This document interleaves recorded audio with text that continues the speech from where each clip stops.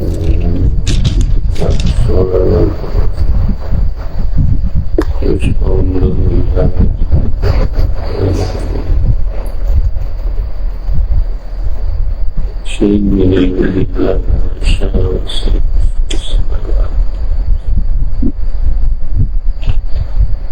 الحمد لله نحمده ونصلي على رسوله الكريم أما بعد أعوذ بالله السميع العليم من الشيطان الرجيم بسم الله الرحمن الرحيم يا أيها الذين آمنوا اتقوا الله حق تقاته ولا تموتن إلا وأنتم مسلمون واعتصموا بحبل الله جميعا ولا تفرقوا واذكروا نعمة الله عليكم إذ كنتم أعداء فألف بين قلوبكم فأصبحتم بنعمته إخوانا وكنتم على شفا حفرة من النار فأنقذكم منها كذلك يبين الله لكم آياته لعلكم تهتدون.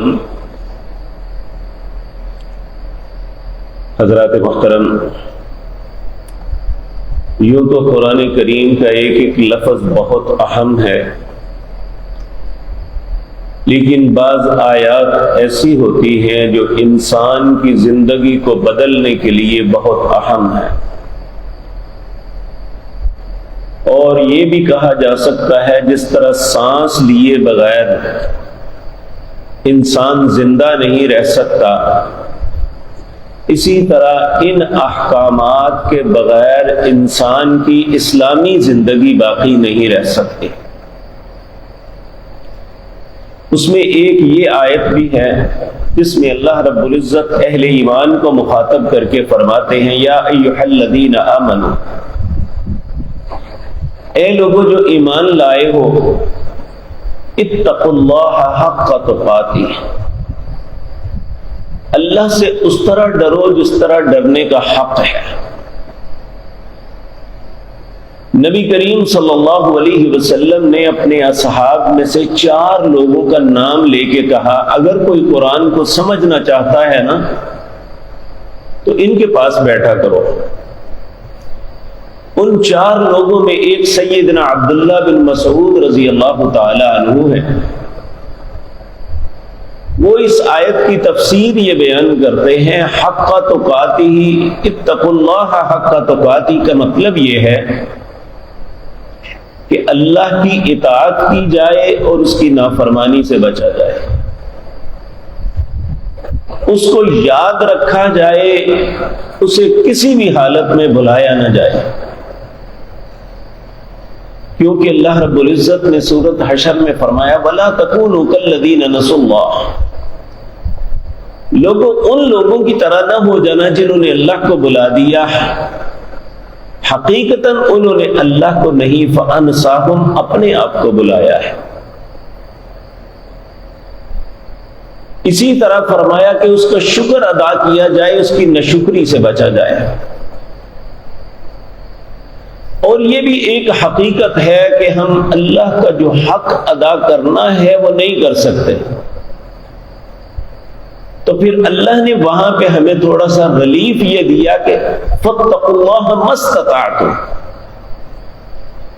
اللہ سے اس طرح ڈرو جتنی تمہارے اندر طاقت ہے، جتنی استطاعت ہے۔ اب سوال یہ پیدا ہوتا ہے اس سے کیوں ڈرنا ہے؟ اس لیے کہ ایک وقت آئے گا جب یہ ساری کائنات اللہ ختم کر دیں گے اور فیصلے کا دن قائم کیا جائے گا، جی یوم القیامہ کہتے ہیں۔ اس وقت ہر انسان 1 to 1 اللہ کے حضور حاضر ہوگا، پھر اللہ رب العزت اس کی زندگی کے بارے میں اس سے پوچھیں گے۔ اور یہ بات یاد رکھ لینی چاہیے کہ اگر ہم زندگی کے اپنے ہر معاملے میں سوچیں، ہمیں پیدا کیا تو کس نے کیا؟ اللہ نے. اور یہ بھی بات ذہن میں رکھے، ہر وہ انسان جو کسی چیز کو ایجاد کرتا ہے، بناتا ہے،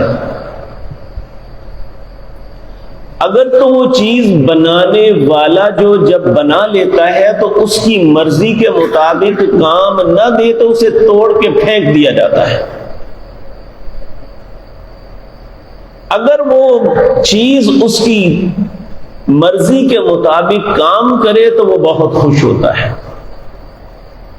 بالکل اسی طرح انسان کا معاملہ ہے، اسے اللہ نے پیدا کیا، اگر تو یہ اللہ کی مرضی کے مطابق چلتا ہے تو اللہ اس پہ خوش ہے، تو اگر اللہ کی مرضی کے مطابق نہیں چلتا تو اللہ ناراض ہے. اور صرف اس نے پیدا ہی نہیں کیا بلکہ اللہ ہمیں رزق بھی دیتا ہے. جو کچھ ہم کھاتے پیتے ہیں، جتنی نعمتیں ہم اویل کرتے ہیں، جو بھی ہماری زندگی میں ہمیں ملتا ہے تھوڑا یا زیادہ، اس کے دینے والا کون ہے؟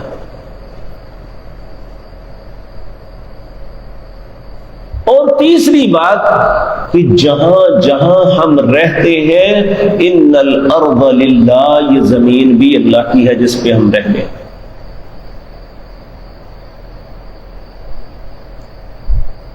دنیا میں ملکیتیں بدلتی رہتی ہیں لیکن اللہ کی ملکیت کبھی نہیں بدلی. جب ہمیں پیدا اس نے کیا، ہمیں رزق وہ دے رہا ہے، اور اسی کی زمین پہ رہتے ہیں، اور جو کچھ عزت اور شرف ہم اپنی زندگی میں ہمیں ملا ہے وہ بھی اسی نے دیا ہے. وَتُعِزُّ مَن تَشَاءُ وَتُذِلُّ مَن تَشَاءُ، پیچھے ہم پڑھ کے آئے. عزتیں دینے والا وہ ہے، بِيَدِهِ الْخَيْرُ، ساری بھلائیاں اس کے ہاتھ میں ہیں. اس لیے وہ حق رکھتا ہے کہ ہم اس کی حیا کریں.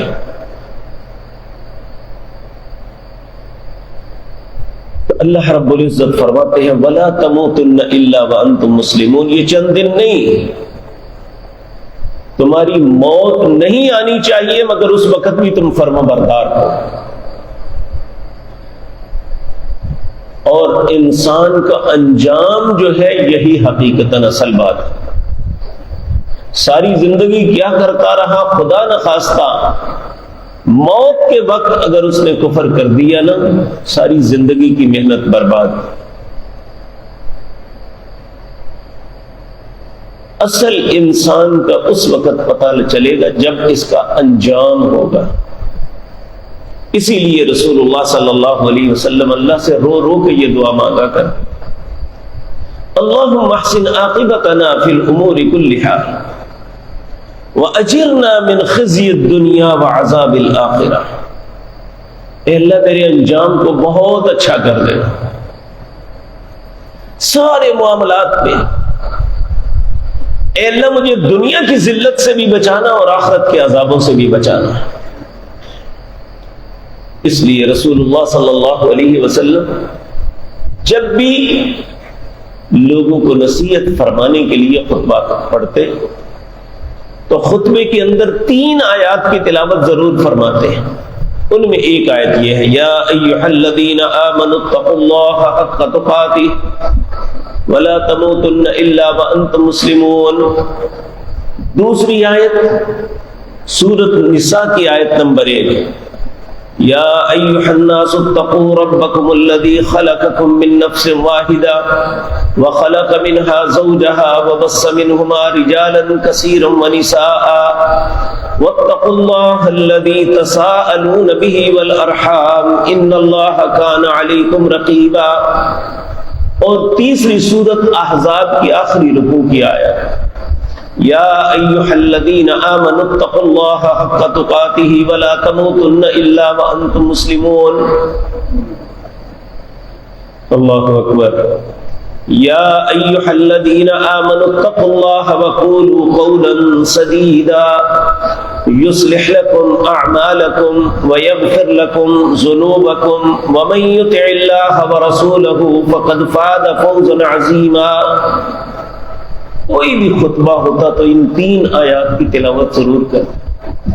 ان تینوں آیات میں ہمیں یہی کہا گیا اتقوا اللہ اتقوا اللہ اتقوا اللہ، اللہ کی حیا کرو، اللہ سے ڈرو، کیونکہ میرے اور آپ کے پاس جو کچھ ہے، حتیٰ کہ ہم ایک سانس کے مالک بھی نہیں ہیں، اگر اللہ نہ چاہے تو ایک سانس باہر نکالا ہے وہ اندر واپس لینے کی اجازت نہ دے تو نہیں ہم کر لے سکتے۔ اگر باہر اندر سانس کھینچا ہے تو اگر وہ نہیں اجازت دیتا تو وہ سانس باہر نہیں آ سکتی۔ القیوم، اس کی وجہ سے ہر چیز قائم ہے، تو پھر وہ حق رکھتا ہے کہ اس سے محبت کی جائے، اس سے خوف، اس کے جواب دہی سے خوف کھایا جائے۔ یہ نہیں کہ اللہ خوفناک چیز ہے کوئی، کیونکہ بعض لوگ لمبی زبان نکال کے کتے کی طرح یہ کہتے ہیں کہ اللہ اتنی ڈراؤنی چیز ہے۔ اللہ ڈراؤنی چیز نہیں، اللہ کے سامنے جواب دہی کا خوف ہے، اللہ کی ذات سے خوف نہیں ہے۔ اللہ جمیل، اللہ تو سب سے زیادہ خوبصورت ہے، جس نے پوری کائنات میں خوبصورتیاں بانٹی ہیں وہ خود کتنا خوبصورت ہوگا۔ اگر انسانوں میں کسی خوبصورت انسان کو دیکھ لے تو دنگ رہ جاتا ہے انسان کہ اللہ نے کس طرح اسے بنایا، تو جس بنانے والے نے اتنے خوبصورت انسان بنائے وہ خود کتنا خوبصورت۔ اس لیے اللہ کو خوفناک نہیں ہے جس کی وجہ سے ڈرا جائے، اللہ کے حضور جواب دہی سے ڈرا جائے کہ اس نے جو نعمتیں دی ہے اس کے متعلق پوچھنا ہے، ثم لتسألن یومئذ عن النعیم، میں نے تم پہ جو انعام کیے تھے، نعمتیں دی تھی، اب مجھے بتاؤ کس طرح استعمال کیے، لی کیسے اور استعمال کیسے کی، حلال چیزوں کو استعمال کیا یا حرام کو، میرے حکم کی اطاعت کی یا یہ میری نافرمانی کی۔ اصل ڈر یہ ہے۔ تو اللہ رب العزت ہمارے دلوں میں اپنا خوف پیدا کر دے، اور یہ جو خوف ہے نا ہمیں یہی گناہوں سے بچاتا ہے۔ نبی کریم اللہ سے دعا کرتے تھے، امام ترمذی نے اس دعا کا تذکرہ کتاب الدعاء میں کیا ہے، اللہم اقسم لنا من خشیتک ما تحول به بیننا وبین معصیتک۔ اے اللہ جب تو اپنا ڈر تقسیم کرنے لگے تو اس کا کچھ حصہ مجھے بھی عطا کر دینا۔ کیوں؟ ما تحول به بیننا وبین معصیتک، جب میں گناہ کرنے لگوں تو میری اور گناہ کے درمیان تیرا ڈر آ جائے۔ جب انسان کے اندر خدا خوفی ختم ہو جائے نا، پھر اسے کسی گناہ سے کوئی نہیں روک سکتا، کسی بےشرمی سے کوئی نہیں روک سکتا، کسی ظلم سے اسے کوئی نہیں روک سکتا۔ اگر انسان کو ظلم سے، بے حیائی سے، بدماشی سے، چلاکی، مکاری اور دغا بازی سے کوئی چیز روکتی ہے تو صرف اللہ کا ڈر روکتا ہے۔ اللہ ہمارے دلوں میں بھی اپنا ڈر پیدا فرما دے۔ تو انشاءاللہ اللہ کی توفیق سے اگلی آیت کے متعلق کل کی مجلس میں عرض کروں گا۔ اقول قولی ھذا واستغفر اللہ لی ولکم۔